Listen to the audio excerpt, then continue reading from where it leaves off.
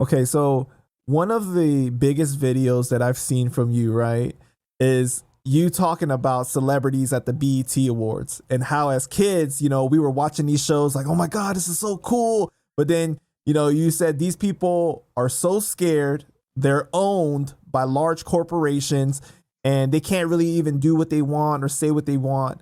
Can you speak on that? Yeah, pretty much. They're given scripts, they're given things to talk about, you know, and they're given a persona, and they have to stick to that script. If, say, another pandemic happens, if they want to go against the grain, they're not allowed to. So are these things that, are put into the record contracts that they sign and they agree to, or what exactly? Well, I mean, I don't know the details of that, you know what I mean? But I do know of another artist that was starting to put out information, and he got calls from people saying, nope, nope, nope, bad boy. Yeah. So they get warnings. Gotcha. And for this specific clip, it got sent to me because I do a lot of content that's related to Terror Squad and Fat Joe. And one of the things you said was that Joe is one of the biggest cucumber suckers. How he comes across as someone that is afraid to say the wrong thing. Did you grow up as a Terror Squad fan? Nope. No? Okay. Well, what made you want to say that about Joe specifically? Because I can read his energy. And I have a feeling he may have sacrificed Big Pun. So, people say obviously health issues, whatever, blah, blah, blah. But again, you do that through the spirit realm. And then someone's physical sickness can come upon them through the spirit realm. So, you just look at him. He's a cornball, He doesn't, there's nothing of substance that is helping humanity, that is uplifting hip hop even, that is coming from his mouth. He just introduced, what's that girl, Sexy Red? Yeah. I'm like, yo, Joe, what the fuck are we doing out here, bro? This ain't hip hop. Yeah, it's real interesting, especially ever since he joined Rock Nation. It's like the fame shot through the roof even more. Like there's no album, there's nothing but like literally on every show. And I'm sorry to say, but when you start showing up on like The View and stuff like that, like when like, old women like you, then that says something else. Like it's a different level of fame, it's like a different level of fame. Mm-hmm. Next level shit. Right, exactly. So you think that him joining Rock Nation obviously took him to be a part of the elite? Oh, probably, definitely. Yeah, because I mean, yeah, you can see clear to see now.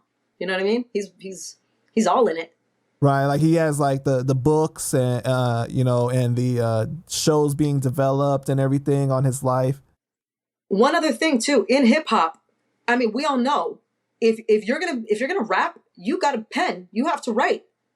So none of these hip hop people are saying anything about the Cardi B's and all these frauds coming in who don't have the pen and who actually sound terrible on records. Yeah, they're endorsing this shit. And every one of Cardi's records, she's talking about prostitution. Yeah, and we're going to get into Cardi in a little bit too, because I know that you've had some harsh criticism about her as well. So Joe had this one artist that was with him for so many years that was penning a lot of like his records and everything. And he came out to do exposing. His name is TA. And oh, really? Yeah. And he did a lot of exposing, like it's ridiculous, a crazy amount. But I don't know if you know who Choke No Joke is.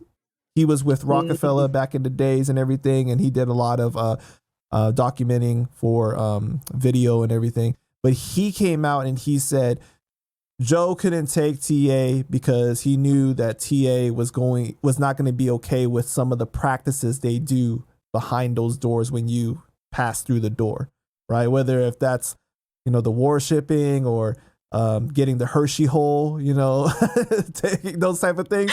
So I say all of that to say that, I'm sure that these are things that you've heard of, right? Like that happen when you take it to that next level. Mm-hmm. Absolutely. What is it like from what you've heard or experienced, like when you get approached to go to that next level? Well, I mean, the situation with Diddy was that for me. Mm-hmm. And because I said no to certain things, I feel like it may have been a test or whatever, but Diddy was like, "Oh, she's definitely not going to be down for anything else," you know? Yeah, and we've Is that what you're asking? yeah, and we've definitely heard about those Diddy parties. Right. Yep. Yeah. Mm-hmm.